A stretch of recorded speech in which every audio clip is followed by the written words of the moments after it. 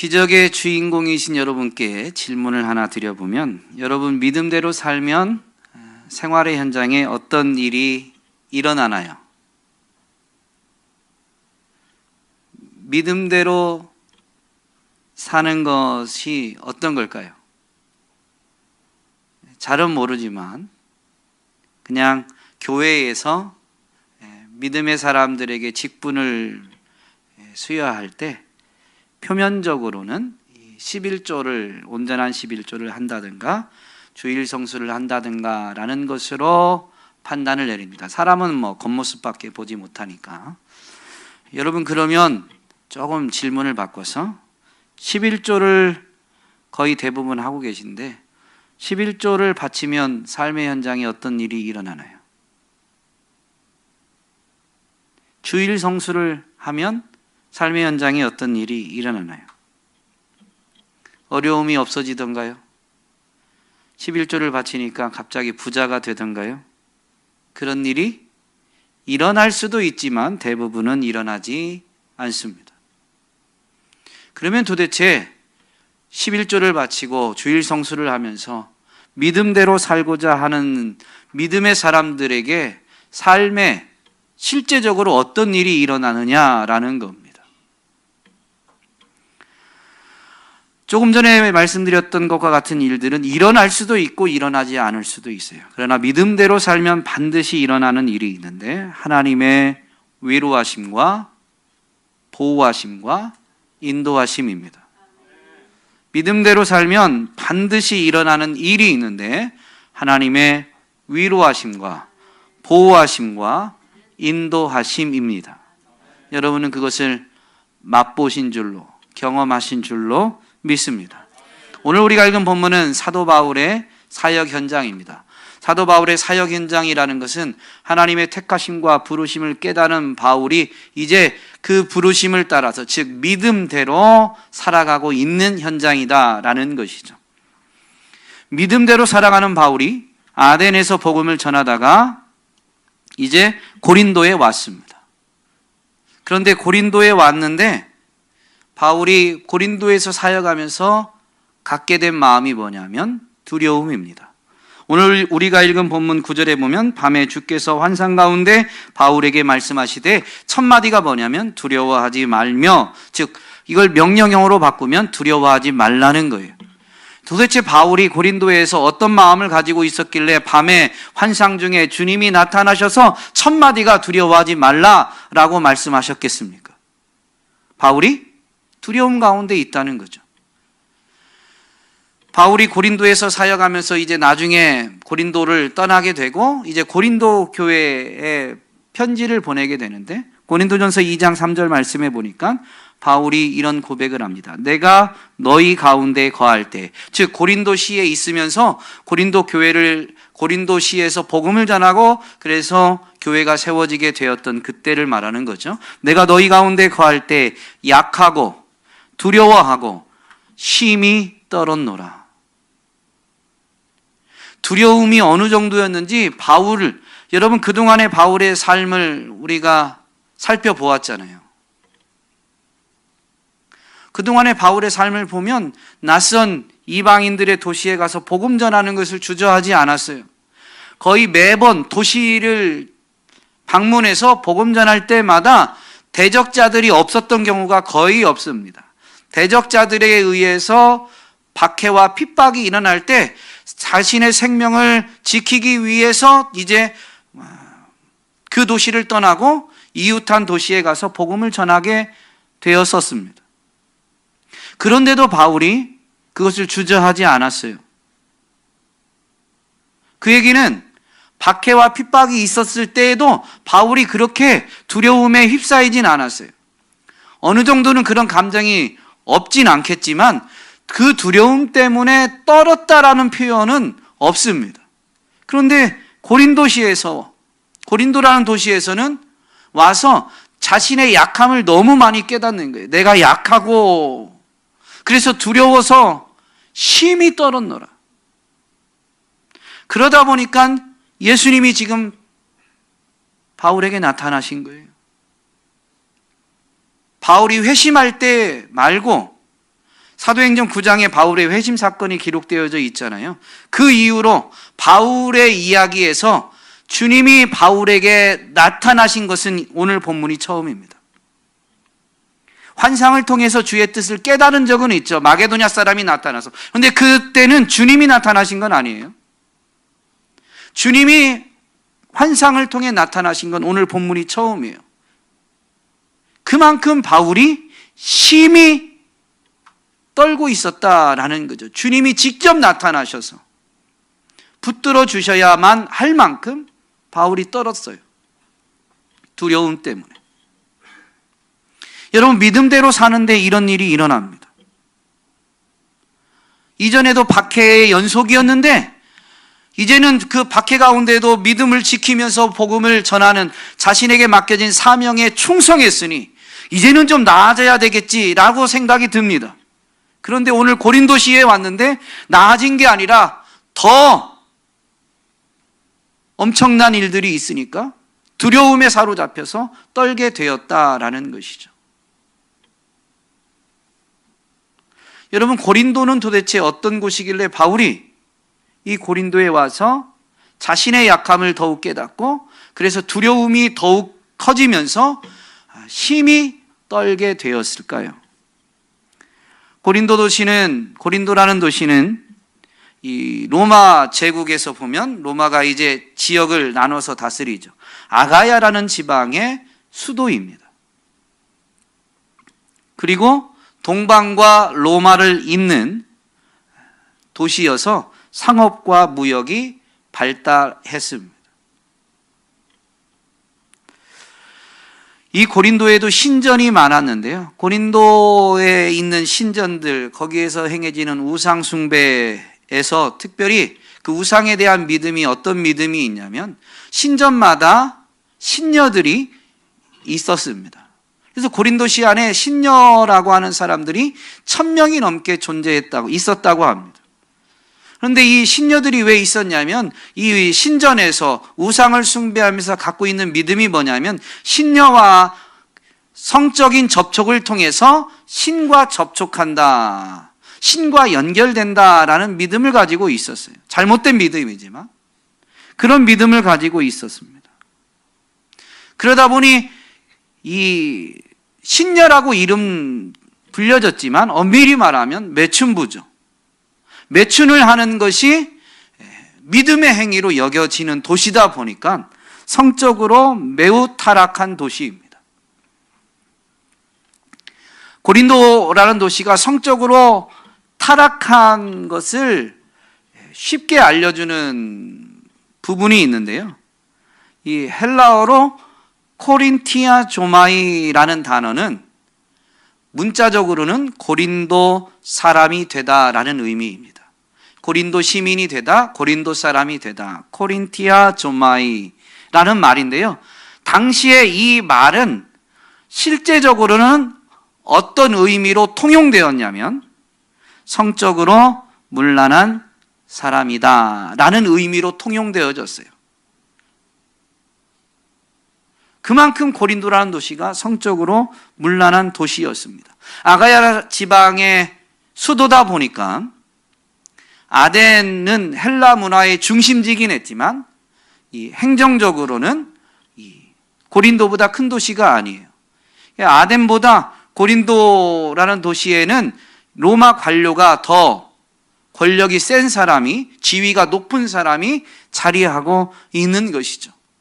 그러다 보니까 로마 사회에서 보면 힘이 있는 사람들이 더 많이 모여 있는 곳이 바로 고린도입니다. 로마는 바울이 사역할 당시만 해도 기독교에 대해서 반감을 가지고 있었죠. 그러니까 반기독교적인 세상 권력이 꽉 찬 도시. 더군다나 성적으로 매우 문란하고 타락한 도시가 고린도인 거예요. 그 고린도라는 도시에서 복음을 전하고자 하니까 바울이 자신의 한계, 연약함을 절실히 깨닫게 됩니다. 내 힘으로 이게 뭔가 될까? 라는 생각이 드는 거죠. 그러다 보니까 막 두려움이 엄습해 와서 심히 떨 정도였습니다. 그러나 오늘 우리가 읽은 본문에서 보면 주님이 나타나시면서 두려워하지 말라고 말씀하시고 복음을 전할 것을, 이 고린도라는 도시에는 하나님의 백성이 많다는 것을 분명히 알려주십니다. 그래서 바울이 고린도에서 복음을 이제 전하게 되는데 짧게 11절에서 이렇게 요약합니다. 1년 6개월을 머물며 그들 가운데서 하나님의 말씀을 가르치니라. 하나님의 말씀을 전한 겁니다. 두려움에 떨 정도였는데 이 환상 한 번으로 바울이 전혀 다른 사람이 되어서, 즉 이제 용기를 가지고 담대함을 얻어서 1년 6개월 동안 복음을 전할 수 있었느냐. 물론 이 환상도 분명히 바울에게 큰 위로와 힘이 되었지만 사실 고린도시가 이렇게 세상 권력이 막강하고 성적으로 타락한 도시이다 보니까 하나님은 바울의 고린도시 안에서의 형편, 모든 상황을 아시고 바울을 위로하시는 은혜의 방편들을 공급하셨습니다. 첫 번째가 뭐냐면 아굴라와 브리스길라 부부를 만나는 것이었습니다. 아굴라와 브리스길라는 천막을 만드는 직업을 가진 사람들인데 이 사람들은 본래 로마에 있었어요. 그런데 글라우디오 황제가 칙령을 내려서 유대인들이 로마에 거주하지 못하도록, 로마를 떠나도록 명령을 내렸습니다. 그래서 로마에서 이제 떠나서 이 고린도라는 도시로 오게 된 거예요. 그런데 바울이 고린도에 와서 바울이 고린도에 올 때는 이 이전까지는 실라와 디모데 등 같이 동역하는 사람들이 있었는데요. 고린도는 혼자 왔어요. 그러다 보니까 자기의 동역자들이 물론 있어도 생계 유지하는 부분을 해결해야 되겠지만 지금 혼자다 보니까 모든 걸 혼자 해결해야 돼요. 그래서 이제 자기가 일할 수 있는 곳을 찾아봤는데 천막 만드는 사람, 자기가 천막을 만들 줄 아니까 천막 만드는 사람들을 찾다가 바로 이 아굴라와 브리스길라를 만나게 된 겁니다. 그것을 2절 후반부에서 그리고 3절에서 분명히 보여주죠. 2절 끝부분에 바울이 그들에게 감해 3절 초반에 생업이 같으므로, 그러니까 직업이 같아서 이들을 만나게 되고 그래서 함께 살며 일을 하면서 이제 고린도에서 지내게 된 겁니다. 그러면서 바울은 안식일마다 회당에 가서 복음을 전한 거예요. 그런데 이 아굴라와 브리스길라도 직업이 같아서 만나게 되었지만 이들도 유대인이다 보니까 바울이 회당에 가서 복음을 전할 때 바울의 가르침에 이제 감화되어진 거죠. 그러면서 바울과 이제 직업이 같아서 만났지만 그러나 이제 복음을 받아들이고 복음 안에서 이 아굴라와 브리스길라가 바울과 교제하게 됩니다. 얼마나 친밀하게 교제했는지 여러분 이 본토 친척 아비 집을 떠나보면 아십니다. 낯선 지방 가면 동양 사람만 만나도 매우 오랫동안 알고 지낸 사람 같은 그런 느낌이 듭니다. 본토 친척을 멀리 떠날수록 그 마음이 많이 듭니다.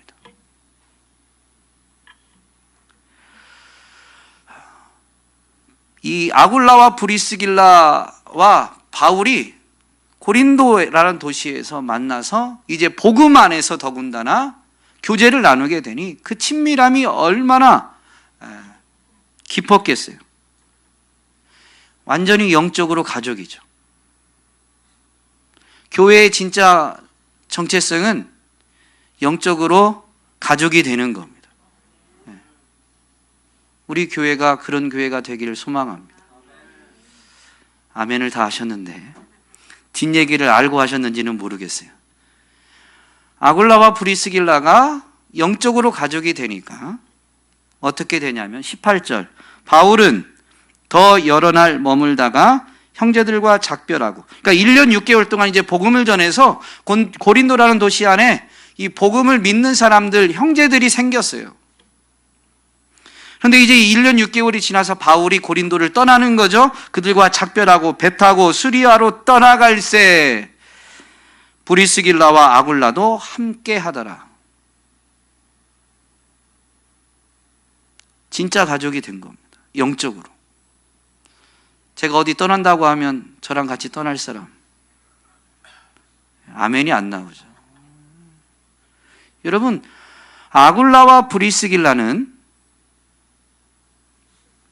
로마에서 원래 살다가 글라우디오 황제가 로마를 떠나라는 칙령을 내려서, 명령을 내려서 강제적으로 삶의 터전을 버려야 했던 사람이에요. 그런 그들이 고린도에 와서 이제 조금 정착하고 이제 좀 안정적인 삶을 사는가 싶었는데 복음을 믿게 되면서 도대체 어떤 심정이기에 바울이 고린도를 떠날 때 바울과 함께 하게 되었느냐. 복음의 관점에서 이제 자신들의 정체성을 가지게 된 거죠. 죄 많은 이 세상은 내 집안이네. 그게 말로만 하는 게 아니라 이 땅에서 안락한 삶, 안정적인 삶을 살게 되었는데 복음을 듣고 보니까 우리는 이 땅에 영원히 사는 게 아닌 거죠. 우리는 영원히 사는 본향이 따로 있어요. 이게 진짜 지혜는, 복음을 믿으면 진짜 지혜는 이 세상에서 지금 여기에서 안락하게 사는 게 아니라 이 세상에서 나그네로 사는 거예요. 영원을 준비하는 게 진짜 지혜예요. 그러니까 바울이 고린도를 떠나게 되니까 복음을 위해 헌신하는 바울, 그와 함께 하면서 나도 이 땅에서 나그네로 영원을 위해서 살아야 되겠다라고 아굴라와 브리스길라 부부가 결단을 내린 겁니다. 처음에는 강제적으로 로마에서 고린도로 이주했지만 이제는 자발적으로 나그네로 살아가는 거죠. 바울 서신을 참고해 보면 이 자신들이 이 땅의 나그네라는 이 정체성을 가지게 된 아굴라와 브리스길라는 물론 일생 동안 바울이 가든 어디를 가든 함께 다닌 건 아닙니다만은, 그러나 때론 바울과 떨어지게 되더라도 바울과 동역하는 일은 계속했습니다. 교제를 나누고 바울을 후원하면서 계속 동역하는 일을 지속한 것이죠. 바울에게 고린도라는 도시의 앞에서 두려움을 갖게 된 그에게 일생을 같이 갈, 물론 고린도 도시에서 아굴라와 브리스길라를 만나고 바울은 그들이 일생 자기와 함께 할 거라는 것을 알지 못했을 겁니다. 그러나 이 사람들을 통해서 하나님이 바울에게 위로를 주시는데, 주님이 만난도 간섭하시고 예비하셔서 필요를 공급하시고 붙들어 주시고 일으켜 주신다라는 것을 체험하여 알게 해 주신 것입니다. 이것만이 아니라 주님이 또 바울을 위로하시는데 실라와 디모데를 보내셨습니다. 사실 아덴에 들어갈 때 바울은 베레아 사람들이 바울을 베레아에서 급하게 나오다 보니까 베레아에 있던 사람들이 바울을 이끌어 줬거든요. 이제 아덴에 도착해서 그들이 자신들의 집으로 베레아로 돌아갈 때 바울은 그 사람들에게 부탁했어요. 가면 실라와 디모데를 속히 내게 오게 좀 해라 라고 부탁합니다. 베레아에 있을 때 사실 바울이 이 실라와 디모데를 그 이전에 사역했던 도시로 보내죠. 바로 데살로니가와 빌립보라는 도시로 보냅니다. 그 도시에서 교회가 세워지게 되었는데 그 교회를 한번 돌아보고 교회를 격려해서 굳건히 설 수 있도록 하고 내게로 오라는 거죠. 사실 아덴에서 그들이 돌아오길 바랬는데 바울이 아덴에서도 오래 머물지 못하고 이제 고린도로 이동하게 되었습니다. 바울이 원한 건 아덴에 있을 때 이 실라와 디모데가 자기에게로 오는 것이었는데 그때 자신이 원하는 대로 이루어지지 않았어요. 실라와 디모데가 오지 않았으니까. 그런데 오늘 18장 5절에 보니까 실라와 디모데가 마게도냐로부터 내려오매, 고린도는 아가야 지방의 수도라고 그랬죠. 마게도냐 지방에 있던 도시들을 갔다가 이제 돌아왔는데 아덴에 있을 때 돌아온 게 아니라 고린도에 있을 때 돌아오게 되었습니다. 그런데 고린도에 있을 때 바울은 심히 두려워 떨 정도였는데요. 이들이 오면서 바울이 힘을 얻게 돼요. 5절에 보니까 실라와 디모데가 마게도냐로부터 내려오매 바울이 하나님의 말씀에 붙잡혀, 두려워 떨던 그가 하나님 말씀에 붙잡히게 되는, 그래서 말씀을 전하게 되는 힘을 얻게 된 것은 이 실라와 디모데가 돌아왔기 때문인데요. 그냥 그들이 함께 왔기 때문에 하나님 말씀에 붙잡히게 되었을까요? 물론 믿음의 동역자와 함께 한다는 것도 큰 위로지만 그들이 가지고 온 소식이 무엇보다도 바울에게 큰 위로가 됩니다. 디모데는 데살로니가 지방을 방문했고 실라는 빌립보를 갔는데 이들이 돌아오는데요. 실라는 빌립보 교회가 바울에게 보내는 선교 헌금을 가지고 오게 됩니다. 그리고 디모데는 데살로니가 교회의 소식을 전해주게 되는데요. 17장 2절에 보면 바울은 데살로니가 지역에서 3주밖에 새 안식일만 지냈어요. 그러니까 3주 정도, 안식일이 3번이니까 조금 더 길게 잡으면, 예를 들면 주일부터 금요일까지 안식일 3번만 지내고 주일부터 금요일까지면 거의 4주 정도 되죠. 안식일은 3번만 지키지만 어쨌든 한 달이 채 안 되는 거예요. 그러니까 데살로니가라는 도시에서 사역한 기간이 결코 길지 않아요. 쉽게 말하면 교회를 개척해서 교회를 세운다라고 할 때에 맨 땅에 개척하는 건데 교회가 세워졌으면 얼마나 세워졌겠어요. 성도들을 가르쳤으면 한 달을 채 못 가르쳤으니까 얼마나 제대로 가르쳤겠어요. 그러나 어쨌든 복음을 전했고 그때 회심한 사람들이 있으니까 급하게 떠나온 그곳에 회심한 그 사람들이 믿음을 잘 지키고 있을까 염려가 되니 디모데, 믿음의 아들 디모데를 보냈는데요. 그가 가지고 온 소식이 바울에게 큰 위로가 됩니다. 그래서 고린도 지역에서 디모데가 가지고 온 소식을 가지고 데살로니가 교회에 편지를 보낼 때 먼저 하나님께 감사하게 되는데 감사하는 내용이 디모데가 전한 소식 때문이에요. 데살로니가전서 1장 6절로 8절 말씀해 보면 또 너희는 많은 환난 가운데에서 성령의 기쁨으로 말씀을 받아 우리와 주를 본받는 자가 되었으니 그러므로 너희가 마게도냐와 아가야에 있는 모든 믿는 자의 본이 되었느니라. 주의 말씀이 너희에게로부터 마게도냐와 아가야에만 들릴 뿐 아니라 하나님을 향하는 너희 믿음의 소문이 각처에 퍼졌으므로 우리는 아무 말도 할 것이 없노라. 3주밖에 가르치지 못한 그 데살로니가 교회, 그래서 디모데를 보내면서 어떻게 하면 그들을 더 가르치거나 격려해서 믿음 위에 굳게 서게 할까라는 것 때문에 디모데를 파견한 건데 디모데가 가져온 소식을 들어보니까 뭔가 더 이상 코치할 필요가 없어요. 이미 잘하고 있어요. 우리는 뭐 말할 게 없다. 너희 믿음의 소문이 벌써 마게도냐 지방을 넘어서 아가야 지방까지, 아니 각처에 두루 퍼져 있다라고 하니 뭐 말할 게 없다. 잘하고 있다는 거죠. 디모데를 처음 보낼 때 바울은 염려 때문에 보낸 거예요. 3주밖에 있지 않았으니까. 얼마 가르치지 못했으니까. 디모데가 전해온 소식 때문에 바울은 무엇을 깨달았을까요? 고린도 교회에 하는 이야기를 보면 이게 데살로니가 소식을 듣고 바울이 깨달은 것 같아요.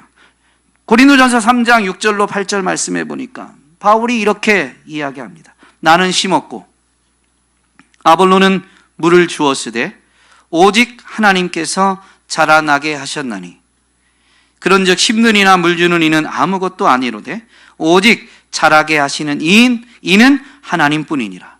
심는 이와 물주는 이는 한 가지이나 각각 자기의 일한 대로 자기 상을 받으리라.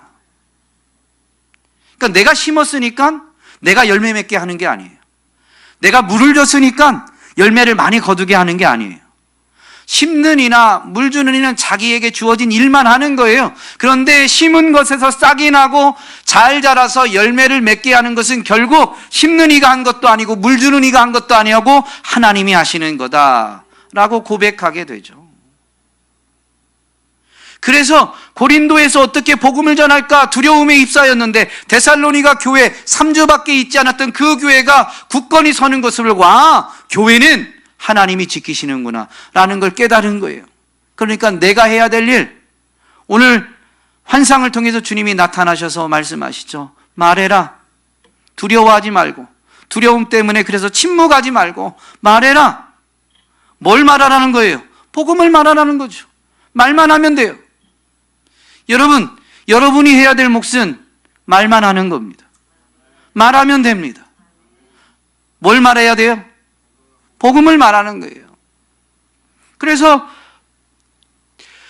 고린도 교회의 바울이 내가 약해서 심히 두려워 떨었다라고 말하면서 뭐라고 하냐면 내 말과 내 전도함이 설득력 있는 지혜의 말로 하지 아니하고 다만 성령의 나타나심과 능력으로 하여. 무슨 얘기예요? 내가 내 힘으로 하는 것 같아서 내가 설득력 있는 지혜의 말로 복음을 전하는 게 아니라 나는 그저 이 앞에 보면 예수 그리스도와 그의 십자가만을 알기로 작정했다라는 고백이 있죠. 즉 예수 그리스도와 그분의 십자가만 전했다는 거예요.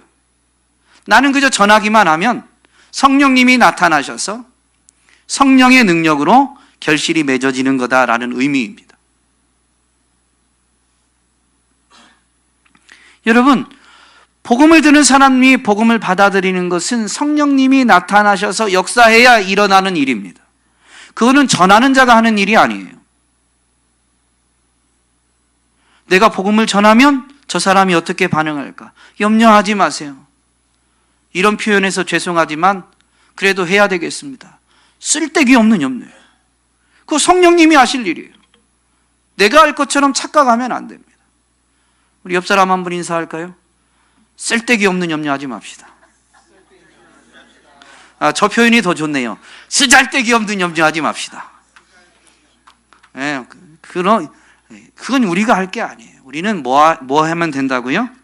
말하는 거. 예수를 말하는 거. 예수의 십자가를 말하는 거. 전도한다. 너무 거창한 것 같죠? 오늘 본문이 너무 은혜가 되더라고요. 말해라. 말해라. 누군가가 내 삶에 대해서 이런 시기, 어려움의 시기에 어떻게 웃을 수 있어? 나는 예수님을 믿어. 예수님을 말하는 거예요. 예수님을 믿는 게 뭔데? 그러면 여러분 생각나는 거 그냥 예수님을 말하면 됩니다. 예수님을 믿으면 이 땅의 삶이 전부가 아니고 천국을 가거든. 어떤 거든. 여러분 미리 준비하지 말래요. 예수님이 제자들에게 분명히 말씀하셨어요. 미리 준비하지 마라. 때가 되면 성령님이 말할 것을 생각나게 하시리라. 그냥 생각나는 거 말하세요. 예수님과 연관해서, 예수님에 대해서, 예수님을 생각나는 대로 그냥 말하면 돼요. 그러면 성령님이 나타나셔서 역사하는 거죠. 사실 이 두 가지 만남을 통해서 주님이 위로를 주셨는데 그것은 요약해보면 고린도에서 혼자 섰는데 이 만남을 통해서 주님이 분명히 주시는 메시지는 이겁니다. 너 혼자가 아니야. 만남을 통해서 너와 함께하는 일을 내가 예비했고 환상을 통해서 무엇보다도 더 결정타를 날리죠. 내가 너와 함께한다. 여러분, 복음의 역사를 보면 대단한 일들을 이룬 사람들은 내가 하는 게 아니고 나와 함께 하시는 주님이 하시는구나 라는 것을 확신하는 사람들이었습니다. 그러므로 이 환상만큼 바울에게 위로와 힘을 주는 게 없어요. 그러면서 이 세 가지 위로를 통해서 주님이 위로해 주시는, 주님이 은혜를 베푸시는 목적을 분명히 가르쳐 주시죠. 말하라. 내게 주님이 어떤 은혜를 주셨는가, 주님이 주셨다는 것을 말하라는 겁니다. 여러분, 이게 성경의 역사예요. 모세를 보내면서도 하나님이 이렇게 말한다고 바로에게 가서 말하라. 에스겔에게 환상을 보여주시면서 골짜기의 마른 뼈들을 보고 살아나겠니? 주님이 아시죠. 제가 어떻게 합니까? 그러니까 주님이 말씀하시죠. 너 뼈들에게 말해라. 대언해라. 그러니까 에스겔 선지자가 그냥 하나님이 주신 말씀대로 여호와께서 뼈들에게, 그것도 힘이 마른 뼈들에게 말합니다. 여호와께서 이와 같이 말씀하시니라. 마른 뼈들아 살아나라. 그러니까 막 뼈들이 움직여가지고 붙어서 거기에 힘줄이 생기고 근육이 생기고 버젓이 살아난 것 같아요. 그런데 아직 움직이진 않아요. 생기가 없기 때문에. 그러니까 주님이 또 말씀하시죠. 너 생기에게도 대언해라. 근데 그 생기라는 단어가 원어를 보면 루아흐입니다. 물론 숨이라는 말로도 번역되지만 성령을 일컬을 때도, 여호와의 영을 일컬을 때도 이 루아흐라는 단어를 썼습니다. 그러니까 성령님, 그분은 하나님이신데 사람에게 하나님이 하나님의 역사를 이루어가기 위해서 성령을 향해서도 말하라고 에스겔 선지자에게 하나님이 친히 명령하신 거예요. 그러니까 사실 자기가 성령님을 좌지우지할 수 있는 존재는 아닌데 하나님이 그렇게 말씀하시니까 하나님의 말씀을 의지해서 여호와께서 이와 같이 말씀하시니라. 생기야 사방에서 불어와서 저 사람들에게 들어가라. 그러니까 사방에서 생기가 불어서 그 마른 뼈였던, 그러나 이제 붙어서 살을 가지고 근육을 가지고 사람의 모양을 한 그들에게 들어가게 되니까 마른 뼈들이 살아나서 하나님의 군대가 되었습니다. 여러분, 믿음의 사람들이 할 거는 그냥 말하는 거예요. 말하는 거예요. 그러면 하나님이 역사하시죠. 오늘 찬양의 첫 곡으로 길이라는 찬양을 했는데요. 여러분, 예수님이 자신을 이렇게 계시하셨어요. 내가 곧 길이요 진리요 생명이라고. 그러므로 우리가 예수를 말하면요, 길을 잃은 사람들은 길을 찾게 됩니다. 길이 어디라고 우리가 가르칠 필요가 없어요. 우리는 예수님만 말하면 돼요. 그러나 길을 잃었던 사람들이 길을 찾게 됩니다. 죽었던 사람들이 우리가 예수를 말함으로 인해서 살아나게 됩니다. 여러분, 말이, 실제가 말이 역사가 됩니다. 오늘 저와 여러분이 상황과 환경 앞에 위축될 때가 분명히 있죠. 우리는 연약하니까. 그러나 우리의 모든 상황과 형편을 아시는 하나님을 바라보고 의지함으로 우리를 위로하시고 격려하시면서 주님이 우리에게 주신 명령대로 말하게 되는, 예수를 말하는, 예수를 전하는 저와 여러분이 되어서 길을 잃은 이들이 길을 찾게 되어지는 역사, 죽었던 이들이 살아나는 역사를 체험하게 되기를 주님의 이름으로 축복합니다.